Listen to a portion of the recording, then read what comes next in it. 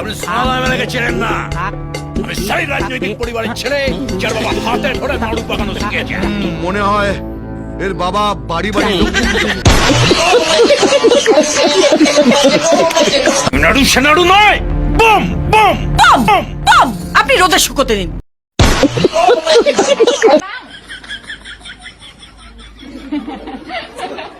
คำตอบคืออะไรคะ স্কুলের ম্যাডাম আর বাচ্চারা আমাকে গজুয়া ভাবছিল, ভাবছে আমার নাম ডাকবে, আমি বুঝতেই পারবো না। আমার নাম ডাকলো, আমি হাত উঠায় উপস্থিত দিলাম। দেখলে আর হাসতিছে, এরা হাসতিছে, এরা আমাকে চিনে না আমি কে।